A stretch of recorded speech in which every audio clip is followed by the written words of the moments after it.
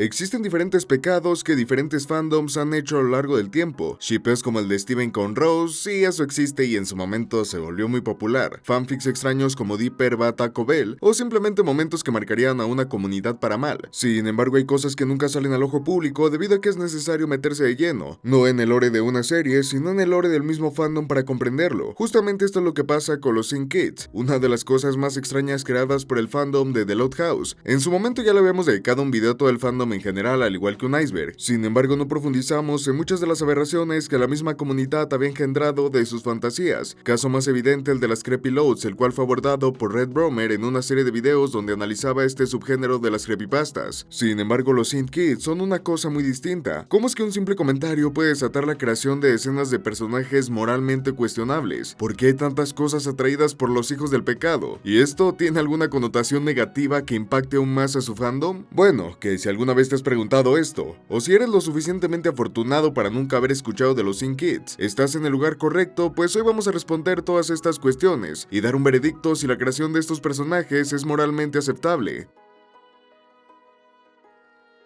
Como siempre, algo de contexto. Creo que a estas alturas todos conocemos el fandom de The Loud House, básicamente y a grandes rasgos un agujero lleno de fans de cuties, que tienen una fijación extraña por querer poner a estos personajes en situaciones que no le corresponden. Podría hablar más sobre el tema, pero no es el punto. Lo que nos interesa aquí es que el fandom desde etapas muy tempranas se consolidó como un grupo de enfermos. Nada raro, tomando en cuenta que todas las comunidades de series animadas hay gente con gustos extraños. Eso es cosa de todos los días, sin embargo en este fandom en específico era lo único que lo caracterizaba. Los ship norteños, para que me entiendan. La premisa de un chico viviendo con sus 10 hermanas le abrió la puerta a este tipo de usuarios para que explayaran sus ideas a través de fanarts, fanfics e incluso fan animation. Pero nada impactó tanto a esta comunidad como esta cosa de aquí. Yo amo a mi hermano, cómic creado por el usuario Yom Yom allá por 2016, el cual, pues, ¿qué te digo? Que ni siquiera puedo poner muchas imágenes del cómic aquí. Solo dejemos que la historia seguía un cuadro amoroso entre estos 4 personajes de una manera muy poco sana. Y eso que estamos hablando de chips norteños. Este cómic fue tan aclamado por la comunidad y tan apreciado que rápidamente desató un montón de tributos y de otros fanfics inspirados en esta temática, naciendo así el término Low Cest, que creo que ya se sabe en esta referencia. Bueno, que durante 2016 y 2017, años donde la serie estaba en su pico más top, gran parte del fandom se vio afectado por este tipo de ideas que inundaban internet con imágenes incómodas de Lincoln y el resto de las Load. Pero hubo algo que lo cambió todo, hasta donde se tiene registro y gracias a que Yom Yom enfrentó un proceso legal debido a haber dibujado este tipo de material, es que se sabe que la creación de los Sync Kids fue también obra suya, ya que, bueno, en un panel Lucy le dice a Lincoln que se pregunta cómo serían sus hijos. Ignoremos por un segundo el contexto de esta serie y de esta escena para seguir adelante. Este simple comentario y el creciente apoyo que recibió el usuario en redes sociales le fue suficiente para inspirarse y crear a 10 personajes nacidos de Low Cest. Como seguramente han de estar pensando, estos se volvieron todo un fenómeno dentro de la comunidad. Estamos hablando de cientos de miles de personas que comenzaron a crear fanarts, entablar su personalidad, hacer fanfics, cómics y cualquier cosa relacionada con estos hijos del pecado. Yom Yom no lo sabía, pero había creado una de las cosas más extrañas y hasta aberrantes que marcarían a la comunidad de por vida. Pero bueno, ¿qué tiene de especial estos personajes? Pues básicamente persona que estaba dentro del fandom, persona que conocía estos engendros. Bueno, la verdad es que gran parte del fandom solo se enfocaba a las historias y tributos del contexto de la serie. Es decir, ningún fanloader había imaginado un futuro de la serie más allá de alguna otra viñeta. Sin embargo, los Sync Kids eran la construcción, por así decirlo, de una nueva serie ubicada muchos años después. La mayoría tenía arquetipos de personajes distintos, pero cumplían con el mismo rol. A muchas personas que apoyaban el Low Cest vieron el concepto de los Sync Kids como una continuación de su serie y simplemente se enamoraron del mismo. Claro que eso es pura deducción mía, ya que ni estuve en el fandom ni me quise acercar a un fanloader para preguntar por miedo a que me contestara algo que sinceramente no tenía ganas de escuchar. Pero bueno, el punto es que a la gente les agradó estos personajes. Y a todo esto, ¿quiénes eran? Está Loan, la hija mayor fruto de la relación de, bueno, solo voy a mencionar a su madre para ahorrarnos la molestia, hija de Lori. Su característica es que tiene pánico social, de ahí su aspecto. Lena, hija de Lenny, está pasada de peso y su gracia es que nació sin cuerdas vocales. Lyra, hija de Luna, es todo lo contrario a su madre y es una fanática religiosa. Livy, hija de Luan, es un calco de su madre pero menos graciosa si es que eso es posible. Lassie, hija de Lynn, el mismo caso, solo que su personalidad no es nada competitiva, al contrario de su madre. Lupa, hija de Lucy, el que tiene que ser el personaje más popular de todo este asunto, tiene tiene una personalidad cínica y sarcástica aparte de sus gustos góticos. Lemmy, el único hijo varón de estos engendros y primogénito de Luna, es un desastre que sueña con ser estrella de rock. Leia, hija de Lola, niña exploradora caprichosa. Lizzie, hija de Lana, fan de las películas de Godzilla. Y Lulu, hija experimento de Lisa. Su gracia es que es un super bebé con capacidades sobrehumanas. En muy resumidas cuentas, estos son los personajes principales que conforman a los Sin Kids. Digo principales por un punto que vamos a tocar más adelante. Estos fueron los aspectos más esenciales para comprender qué son exactamente. Y si ustedes se quieren aventurar, hay wikis y páginas enteras dedicadas únicamente a preservar toda la información relacionada con los hijos del pecado, donde dan datos más exhaustivos sobre sus personalidades y gustos. Pero como han de estar pensando, mucha de esta información tiene que ser dependiente, pues por obvias razones, estos personajes no son canon en la serie original, así que es difícil encapsularlos en una wiki precisa, así como lo podríamos hacer con otras series. Entonces, ¿cómo es que estos monos tienen una personalidad definida? Bueno, es que la tienen y no la tienen. John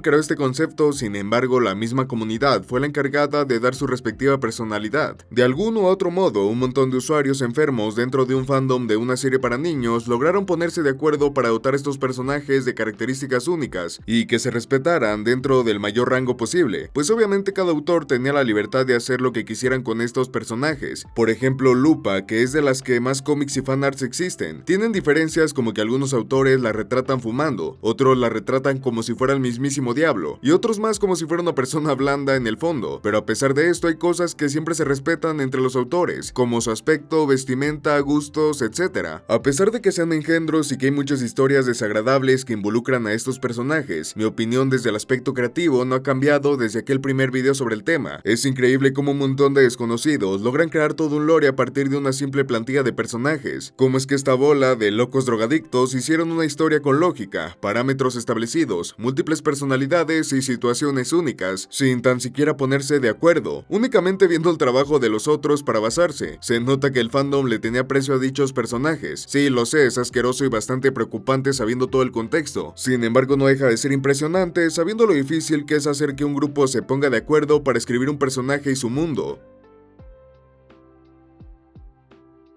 Viéndolo desde esta perspectiva, los Sin Kids no suena como el peor pecado que haya cometido este fandom. Eso es porque no lo es, pero el punto es que sí es el más curioso. De antaño ya les he hablado sobre cómo es que este tipo de comunidades llenan del Rule 34 y de imágenes inapropiadas el buscador cuando pones el nombre de tu serie favorita en Google, y cómo es que esto es perjudicial para muchos usuarios que no tienen la madurez para estar solos navegando en línea. El que a un menor de edad le salte una imagen subida de tono de una serie animada es cosa seria. Sin embargo, tienen hasta cierto punto sus restricciones.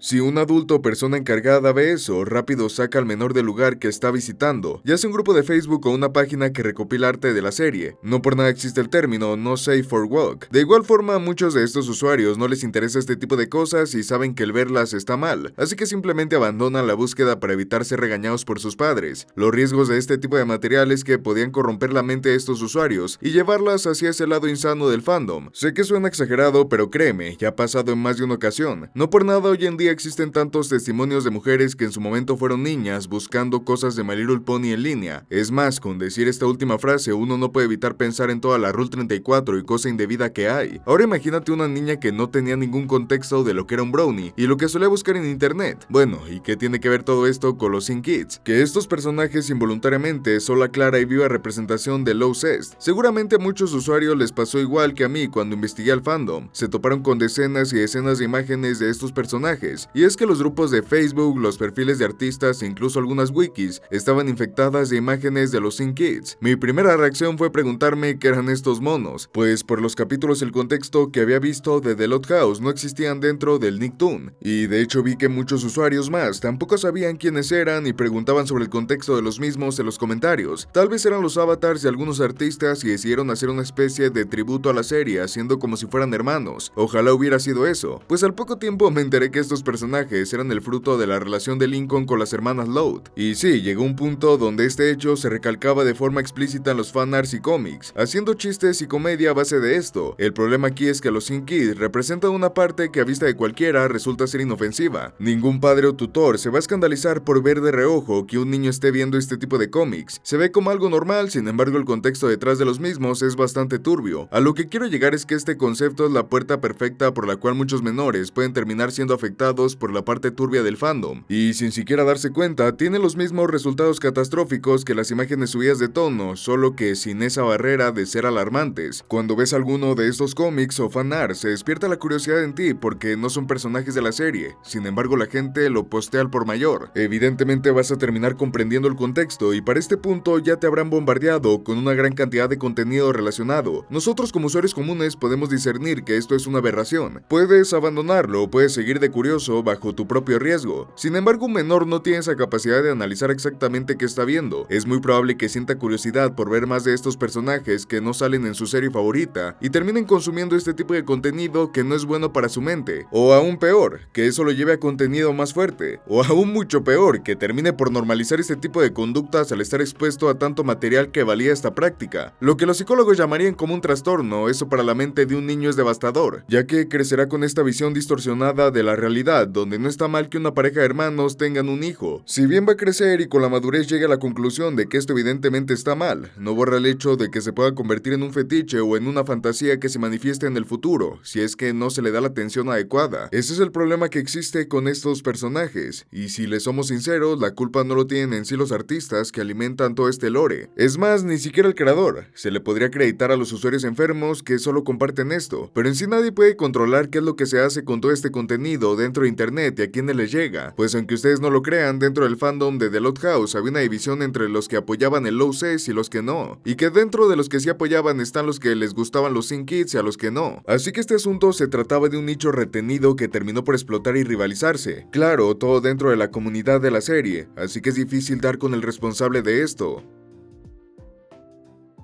Y ya para concluir, la existencia de los Sin Kids no es meramente mala, es asquerosa y enferma. Sin embargo, es un concepto nacido a partir de la mente de diferentes artistas, los cuales les gusta crear historias con dichos personajes. Puedo respetar esto, pues no dista mucho del trabajo creativo de otros artistas. Sin embargo, nadie puede negar el problema aparente que tiene la existencia de dichos personajes. ¿Hay alguna moraleja o cosa buena de este asunto? De hecho sí, pero no es muy alentadora. Y es que el fandom ha ido en decadencia con el paso del tiempo. Cada vez menos artistas se denominan como fanloaders y han dejado de hacer contenido de este tipo, haciendo que poco a poco las únicas personas en el fandom sean los más enfermos que siguen compartiendo las mismas imágenes y leyendo los mismos fanfics. Los menores que fueron afectados por esto ya crecieron y no creo que haya muchos que vayan a atravesar por lo mismo debido a esta situación. Básicamente pasó lo que pasó, pero ahora todo va mejor, por lo menos en esta situación.